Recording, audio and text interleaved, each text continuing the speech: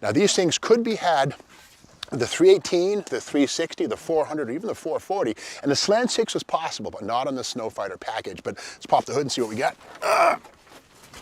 Hey, Steve Mignon here doing the junkyard crawl at Bernardston Auto Wrecking in Bernardston, Massachusetts with a 1974 Dodge W200 Sno-Fiter. Now what's a Sno-Fiter? Well, if you don't live in New England, you probably didn't see one of these things. The Sno-Fiter was basically a plow-capable pickup truck that Dodge sold for many years in the 1970s. And speaking of many years, this styling cycle saw 22 consecutive model years, 1972 through 1993. So one of the longest-lived pickup truck cab and body types on the market. But again, this is the W200, which means it's a 3/4 ton four-wheel drive. Two-wheel drive would be a D200. So again, the W is all about four-wheel drive. But again, back to that Sno-Fiter. When you saw this big decal or graphic down the side, it would go all the way down, in fact, to the bed, which is currently missing. But a close look at this stuff reveals this is actually 3M reflective. It's black and orange and yellow, I should say. And at night, this thing lights up and is more, it's safer, it looks better.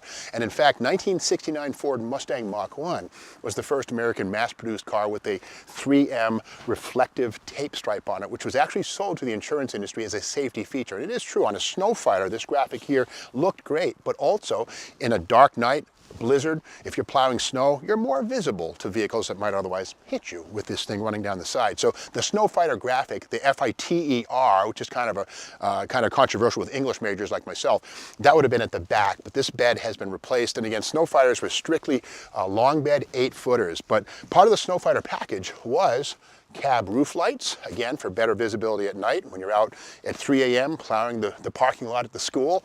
And of course, 410 gear ratios, front and rear, all the better to push that snow. Heavy duty suspension, 9-leaf front springs with 3,800 pound capacity, which is heavy duty stuff. And again, that was all baked into the Sno-Fiter package. But more importantly, these things had something called plow prep, which means they were delivered to the dealership with an extended front bumper and hard points to mount that snow plow. Now the plow itself, as far as I can tell, was not installed by the Dodge dealer. It would be done just after delivery, but these things were ready to accept any commonly available hydraulic snow plow for the front. Now these things could be had, the 318, the 360, the 400, or even the 440, and the Slant 6 was possible, but not on the Sno-Fiter package. But let's pop the hood and see what we got. Okay, yeah, this one here, this is the 360 two-barrel engine. There it is right there. This engine would have had 180 horsepower. The 318, 150. The big dog, the 440, 230 horsepower in 1974. And again, the 440, the first year for a 440 in a Dodge pickup truck was 1974. And again, it was detuned. It wasn't the 440 Magnum with 275 horsepower. It was detuned, but it made the torque you wanted in a truck like this. But we can see here, again, the front bumper is extended away from the frame, and that was all part of the plow prep equipment baked into the Sno-Fiter. And again, limited slip differential in the back, heavy duty Dana 60 up front, manual locking hubs on this particular one right here. You can see where it's got arthritis, but you would get out and turn the hub on both sides, lock in those hubs, and just push some snow out of the way. Pretty aggressive snow tires on this one here. So let's take a peek inside, and let's take a peek here. First, the VIN tag down here. This puppy here, we can see that it's kind of interesting in that it has the words Dodge, Fargo, and DeSoto baked into the tag. Now the word is that Dodge probably had a bunch of these things stamped out in the 1960s because DeSoto went away in 1961. Fargo, that name was used on Dodge trucks sold in Canada through 1971. And of course, Fargo trucks were built in Spain, Argentina, and Brazil for many, many years. But again, in America, after about 1976, this Fargo and DeSoto stuff would go away. But again, this one here, we see it's got the heavy-duty suspension, and inside, bench seat, of course. Torque Flight automatic, which was most popularly seen in Sno-Fiters because frankly, if you got a 4-speed manual, you're going to be, pretty busy shifting and drive, reverse as you plow snow. Whereas the automatic, you just basically go click, click, no problem. And this is kind of interesting. This one here, it has the, it doesn't have the cab-mounted gas tank. This rubber plug, that's factory stuff, strange but true. Right there, let me see if I can pop that out. Oh yeah, there it is. This thing right here is the block off for what otherwise would have been the gas filler for the tank inside of the cab. Rather, these 8-foot beds, the Sno-Fiters, the tank was located behind the frame, and we can see it right down here. And here's the makeshift filler right there, somebody cobbled together with this wood bed.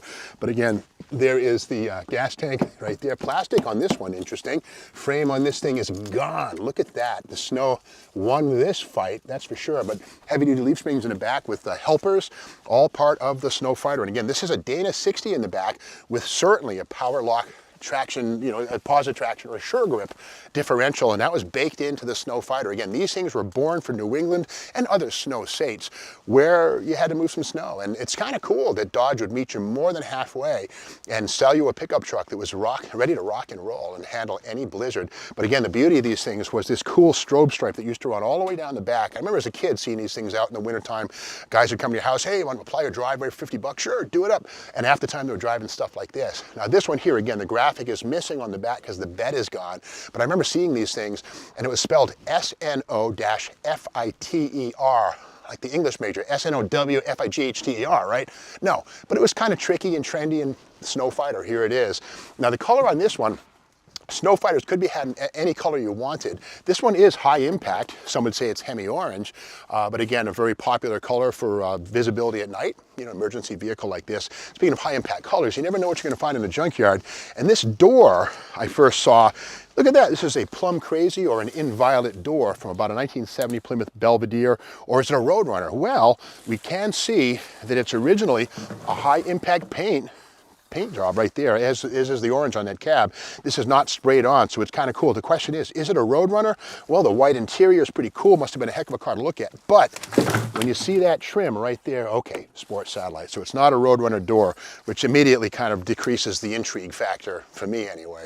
But getting back to this truck, the Sno-Fiter was something that was very popular in New England, and here is a 1972 Dodge brochure, and this brochure is a couple years older than this truck, same basic truck, and we can see it, Discover America in a Dodge. This brochure is about camping and towing packages, but inside we can see that a lot of the same parts are baked into the heavy-duty tow trucks or campers. We can see up top there on the left, it says the D200 pickup has a wheelbase of 131 inches versus 115 on the D100 or W100 or 131, but the W200s are all long beds. And here on the right, we can see here some of the things that were options. Hubs, front wheel locking type on W2. You had to pay extra for the optional locking, otherwise they were always engaged. And up here we see the heavy duty package, very similar to the Sno-Fiter. Heavy duty frame with a 5.503 section modulus, in other words, taller and thicker, 3,800 pound capacity for an axle, just like we have on this. Extra heavy duty 2,500 pound spring pads, auxiliary springs, etc. And of course, AM radio or FM was an option. Radio delete was standard on Dodge trucks. But again, this brochure is just so cool into the back in the day of when the 72, first year for this styling cycle. Now this one here, the interior is gutted. I don't see a radio, but again, it would be part of the instrument panel, which is no longer present. But we do see something on the left-hand side of the steering column, these two holes right here. And these would have been part of the lights for the plow prep or the Sno-Fiter. In fact, these came with extra lights above the standard lights so that when the plow was in place, you could still have lights. So this sticker was a supplemental sticker that would have said lights, and these are gone, but that is where the Sno-Fiter specific extra lights would have lived. So this is kind of a special little truck sitting here. You know, it's certainly done. The rust has taken its toll, but this was one tough Dodge. Not quite a power wagon, but pretty darn close, and about as tough as things got in 1974 for a Dodge pickup truck. It's amazing. This is long before the days of the Cummins turbo diesel. There were Nissan diesels that were possible in mid-70s trucks. A handful were built, but most of them were gas burners like this thing right here. Now, if you like this video, be sure to subscribe to the Steve Banks YouTube channel, and we'll be back tomorrow with more Junkyard Vlog.